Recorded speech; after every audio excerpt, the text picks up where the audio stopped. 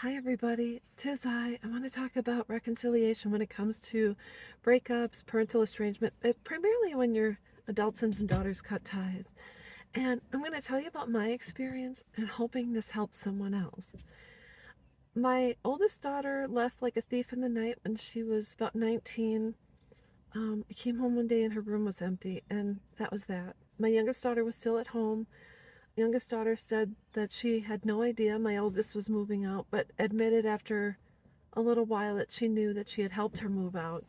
So there was no note, no explanation. She just kind of moved out. And, there had been the normal disagreements, fights, not anything out of the ordinary. My daughter was never in trouble. So when she left, I was just kind of surprised that she was gone.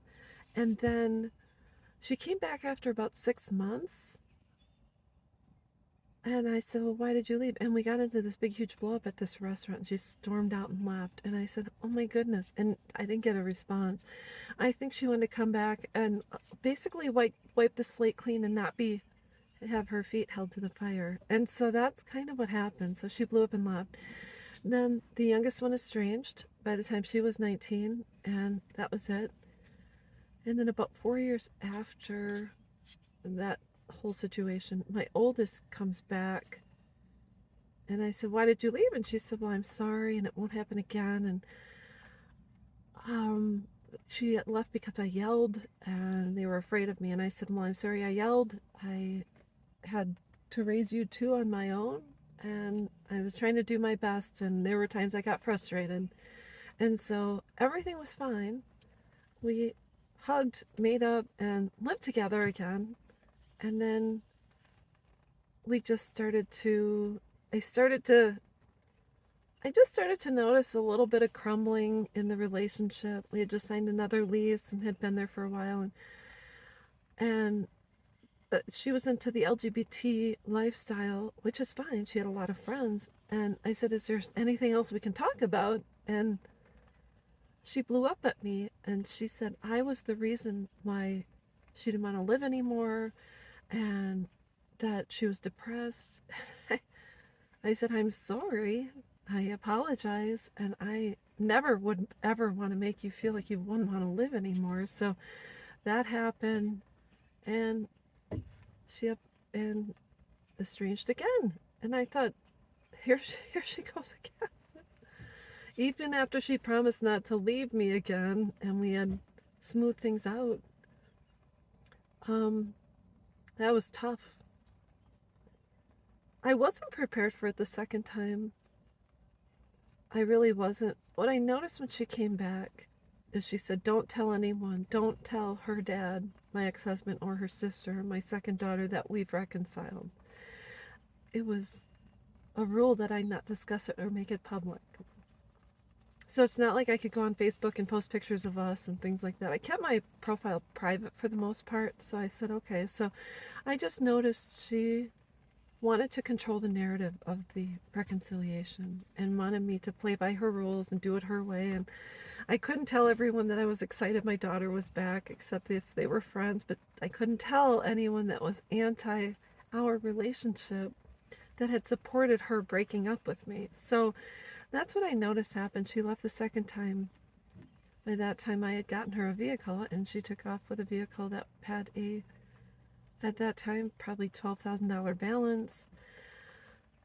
Um, let's just say I was stuck with the vehicle after she decided to return it after a couple of years. I was stuck with a $9,000 loan balance plus another $1,300 in repairs. It was just pain in the butt. It was just, it was just, it wasn't necessarily, it was not only the breakup, but then I had been used. And that's just the way it is. I just want to say that reconciliations aren't always what what you think is going to happen doesn't always happen. How can you prepare for it? You can't. There is no way because they can choose at any time to break free from you again. And always, it's kind of like if when you're in a relationship and you're cheated on, in the back of your mind, you know that person has cheated on you, so that pain is always there, and that trust has been broken, and that's what it's like. I can't, because I was in a long-term relationship, was cheated on, and saw that person again, and it's always in the back of your mind and in your heart. There's your you start building your walls. You want a relationship with your kid, but what if they break up with you again? It's always there. That pain is always there. So I just want to say, I can't really, I don't know what to say, to be honest with you. All I know is it's heartbreaking.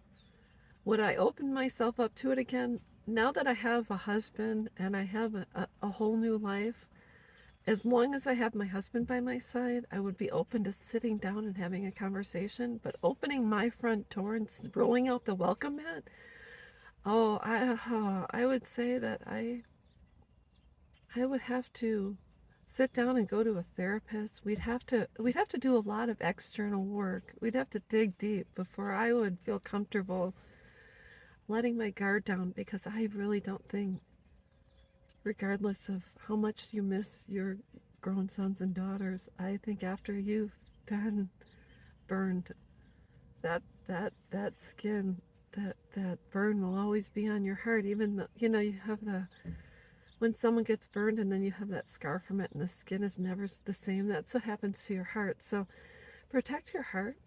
I know you miss your sons and daughters, and I know you want a relationship with them, and you miss your grandkids, but protect yourself. So I don't know. Some people have lost their lives over estrangement, and I don't want to be one of them. I have survived other situations, and I am surviving this. Just want to let you know there's life after estrangement, and I'll be back.